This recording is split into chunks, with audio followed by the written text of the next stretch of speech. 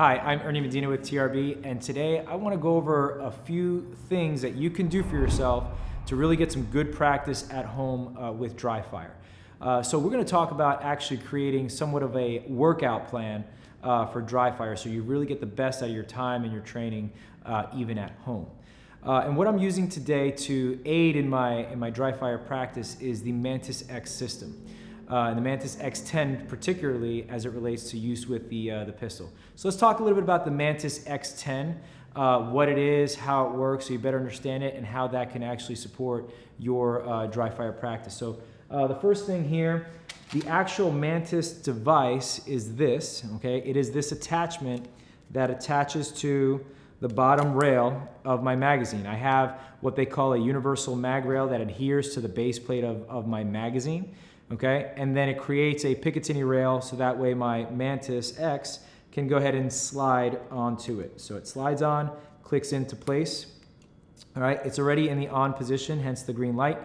Okay, and then I take this and I go ahead and insert it into the magazine well of the firearm. And when I do it this way, I retain full use of my holster. So again, if I'm practicing at home for dry fire, especially for CCW, I do want to retain the full use of my holster and equipment. I can mount the Mantis, this item, to the bottom rail of most of the firearms that are out there. But if I do that, I'm likely taking away the use of, say, my Kydex holster because it does not accommodate the shape of that Mantis on the firearm. So best practice is to get a universal mag rail adapter and mount it on the bottom base plate. Now what the Mantis does, it's a really simple device, but genius in what it is that it Bluetooths to my phone, and I have the Mantis app here. So I go to the Mantis app and I have a slew of exercises or drills that I can do that I want to focus on. And for the sake of this demonstration and this particular thing, I'm going to focus on, for the Mantis X10, the holster draw analysis. So I'll hit holster draw analysis, and I'll go ahead and tell the program what the setup is. Okay, I'm doing dry fire, so I make sure that the left item here is set to dry, because it can actually fire dry, CO2, or live, so you can actually use this on the range if you want to assess your performance then too. But I set it to dry. Set it to the only way we should shoot, which is left-handed. You right-handed folks out there are grinning at me. But set it to left or right-handed, depending on your hand position. And then setting it to forward or backward, depending on how it's mounted on the firearm. So right now, the Mantis itself is mounted forward. I know this because the grooves over here are actually pointed forward, in the forward direction as it's mounted. If I were to flip this and it were facing the other way on the base plate, I would just tell the system that it's mounted to the rear and it would operate the same way. Now, why does that matter? Well, if you are actually using one of the smaller subcompact firearms, like say an XDS or say an XD subcompact or something like that, then there's not enough space on that little rail integrated with the frame to actually mount it forward. You'd actually have to mount it backwards. So that would be a reason why you'd have to mount it backwards and tell the system. So that's the setup for it. When I'm ready, I'm going to hit start, and then it'll tell me what it wants me to do. So just to demonstrate, it's going to tell me holster the firearm. It actually knows that it's holstered. Stand by. Tell me to stand by, and then I go and take my shot, okay? In this particular program, okay, it's going to tell me the results. Now that was a slow demonstration, but that particular holster drawer presentation took 2.48 seconds. And in this particular program within the Mantis X10, is that it actually breaks down my holster draw into 5 different parts, so I can really analyze what takes me the most amount of time or the least amount of time and where I need to work on if I want to, say, get faster. So it tells me that from grip, it took me 0.4 seconds to get a grip, 0.58 seconds to pull the firearm out of the holster, another 0.24 to get it level, and another 0.34 to press it out and get on target, followed by another 0.92 to get a good trigger press. So that's breaking down the 2.48 seconds into the various segments. Another aspect of the program is that it measures, and you see this kind of squiggly line in a vertical direction, it measures how efficient my holster draw is. If my holster draw is coming out to the side and all that stuff, it's going to tell me how off center I am. So I actually do want as much of a vertical line as possible. Now, one of the things that I account for, and some of you may have noticed that I have a slight cant in my presentation, which accounts for some of that curve there, because I actually do want a little bit of a cant. So if that is your presentation, then you're going to account for something a little bit different than, say, a perfectly straight line. So a couple of different ways that you can use the Mantis. Now, as it relates to your workout session, I treat my dry fire practice at home like a workout session. So I'm going to either, say if I'm at the gym, I'm going to work, say, chest, tricep, abs, or something like that. And I'm going to do 3 sets of 10, 4 sets of 10, or whatever the exercise calls for. Think about sets and reps. All right. So if I'm doing, say, my holster draw, I'm going to do 3 sets of 5. Okay. And on 3 sets of 5, the first set of 5 that I'm going to do is I'm going to practice slow and methodical. So instead of worrying about speed, I'm going to worry about getting the proper position, proper grip on the firearm, pulling the firearm up and out of the holster, getting good position 3, pressing to retention, and then ultimately pressing straight out, finding my target, get a good grip, make sure everything looks good, and then slow, steady trigger press on the firearm. Finding my reset, indexing the firearm, dropping it an inch or 2, scanning, back to position 4, retention, larger scan, and then reholstering. I'm going to do 5 reps of that for that one set. Okay. Then the next set will be medium speed. Okay.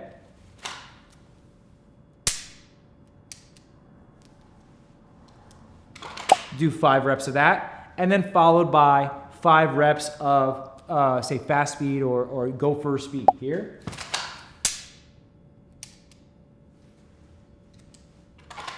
And we can do it like that. So now you're working just like you would at the gym. You work, say, 3 sets of 5, 3 sets of 10, whatever it is that you want to do, and you treat it like a workout. So that's one drill you can do, say holster draw drill. Okay. Another drill that you can do at home is your reload drill. Okay. I'm going to go ahead and set the firearm up for that. Now you've seen when I demonstrated those couple times, you saw a laser emit on the target, so showing where I would have shot. And that's the Pink Rhino laser training cartridge, also made by Mantis, that really helps in conjunction with the actual Mantis X10 or X. Okay, so what I'm going to do to set this one up, to practice my reload drills the way I like to practice it, I actually stray away from the Mantis for this particular type of exercise. And I use again, the Pink Rhino snap caps, made by Mantis, of course. And I actually load up 1 round in the magazines that I have. Now, what happens if you only have, oh gosh, Ernie, I only have 2 magazines? No problem. If you have, say, limited amount of magazines, you can still get the best out of your training. What I would do in that situation is I would take 1 magazine that's empty, and then take the subsequent magazine or the other magazine that you have and just load the rounds in there. So then now what I do is I have all of my spare rounds in this 1 magazine, and let's just say I have my empty. What I'll do to set this up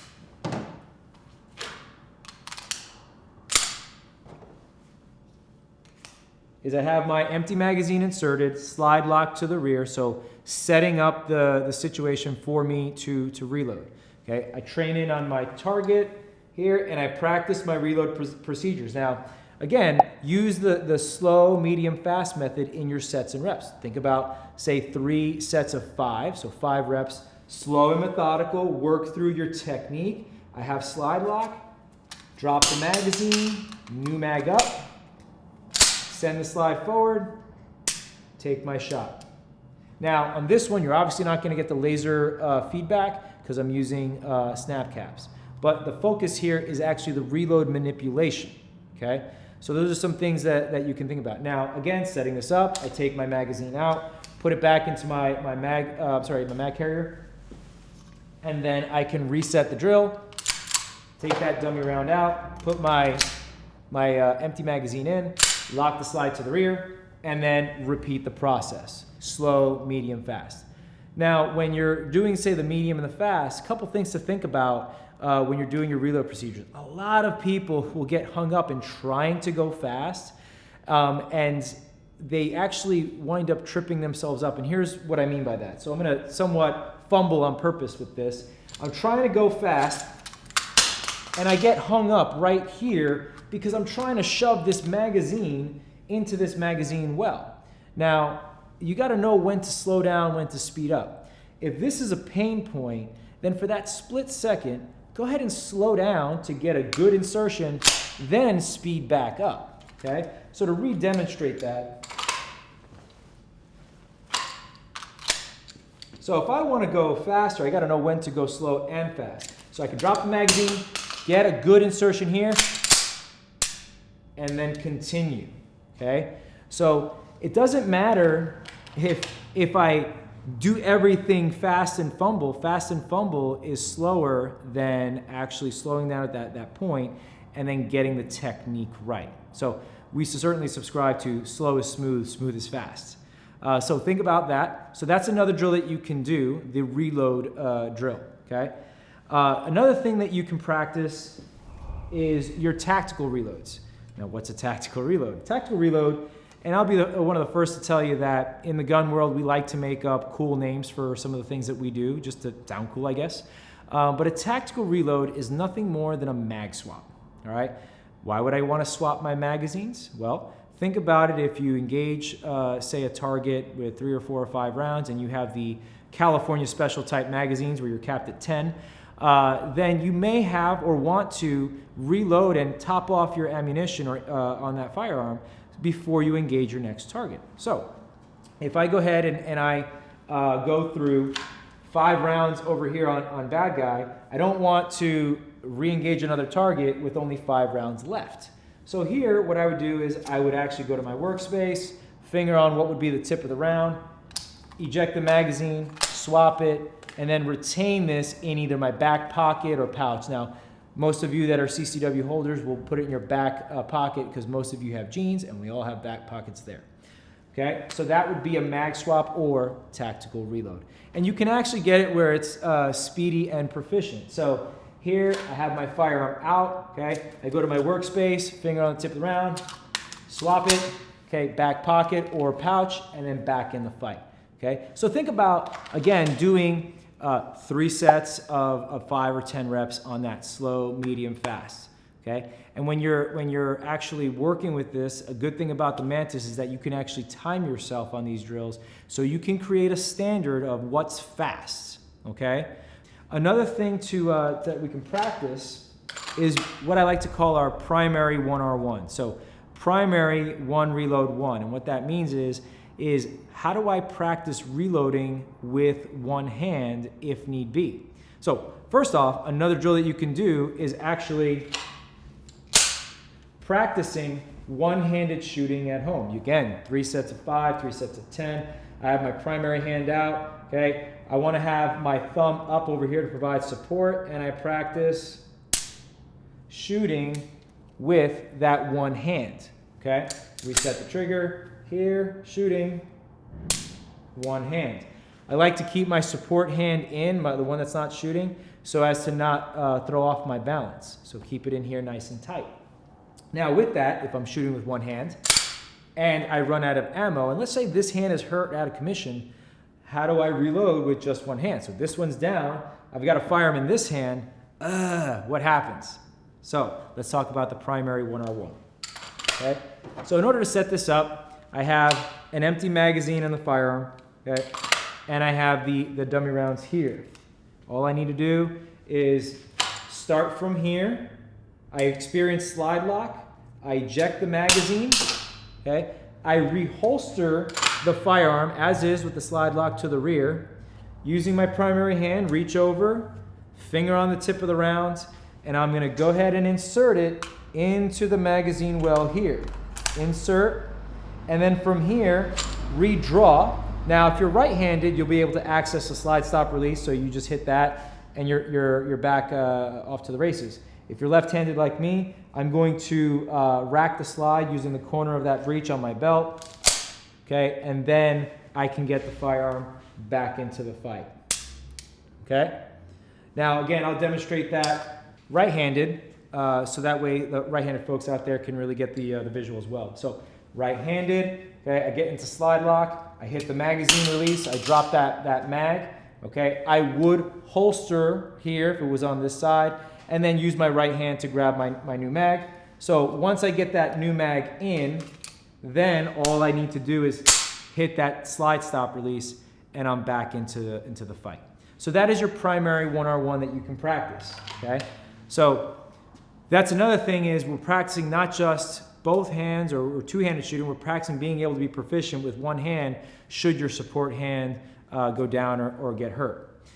The next one we're going to do is the support hand 1R1, and I'll go ahead and set that up in just a second if I go find that mag.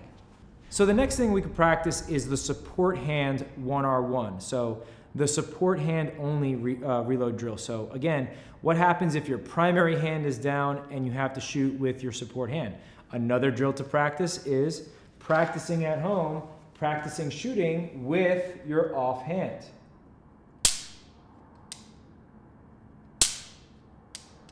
Okay, keeping the firearm steady and making sure that you can really manipulate that firearm with that support hand. That way, when you do go to the range to confirm your proficiency, your shots are not all over the place and you're on target. So I'm certainly a proponent of being proficient not only with your primary hand, but with your support hand as well.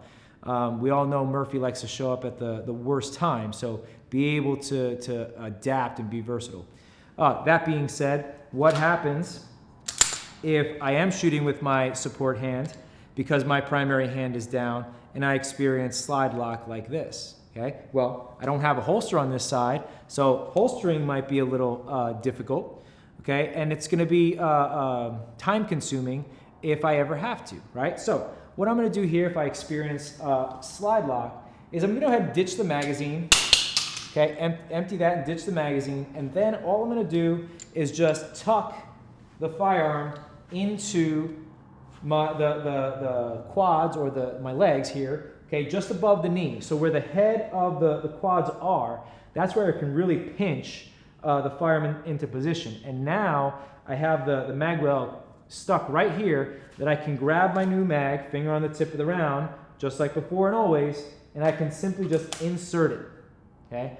From there, get or retrieve a master grip on the firearm and then send the slide forward. Now, for me, I can use the slide stop release in this position, but for most of you out there that are right-handed and don't have a slide stop release on the opposing side, okay, this is where you're going to then rack the firearm on your belt, okay? So either rack it by the rear sights, or you too can rack it by the breech on that side, okay? So with your right hand, and then you get the firearm back into the fight, okay? So that's another method that you can practice for dry fire. And again, you can do 3 sets of 5 or 10 on that. So now we're creating more of a workout, like a gym workout, as it relates to my dry fire practice. So I'm actually creating a plan so that way I stay on track. So now we've practiced holster draw, we've practiced the speed reload, we've practiced the primary hand 1R1, tactical reload, support hand 1R1, primary hand only shooting, support hand only shooting, and those are just a few things that we can practice. Now, another thing that we can practice at home, and it's really simple, you don't need fancy big targets like this, but rather take a little piece of paper, a piece of tape, or a sticky note or something that's really small and put a circle on it or something and post it on the wall. And what you can do is practicing your focal shift, all right?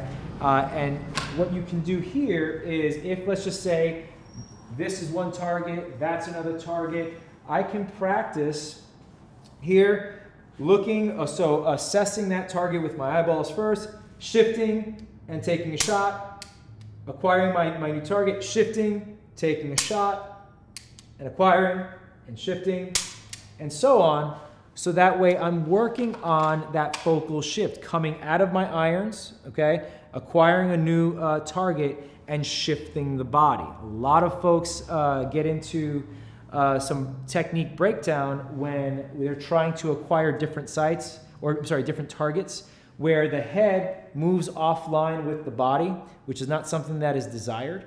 So what you want to do is you want to actually keep your head, your body position, everything from the waist up is one unit, okay? And all you're doing is you're shifting from the hips. So here, going from this target to this target, I don't move my head and then bring the body over. I simply acquire it with my eyeballs and shift everything over at once. Doing that keeps everything intact, and then I don't have to then align my head, which takes time, reacquire my target, my sights, which takes time, and then take my shot. So you can actually practice and put little sticky notes throughout your house, your living room, whatever your heart desires, and really get some creative practice out of it. If you do have a spouse, partner, whatever, that is into training with you, you can actually create games out of this where you're holstered and one prompts the other to do a drill or something like that, and really create some fun into your dry fire training. But as the concept I'm trying to convey is treat your dry fire practice at home like a gym workout. Create a routine that you want to accomplish, whether today your focus is reloading or today your focus is holster draw analysis. Create your workout plan, go break it down into sets and reps, and then work it that way. So these are just a few drills that you can practice at home. There are many others that we can talk about, and we will in a later video, but these are some basic drills that you can practice at home as a CCW holder and just a basic home defender. Not sure which training program is right for you? Well, give us a call or email us, and we will actually schedule a consultation with you so we can really figure out which training program is best for you and make sure you get the right training that you need.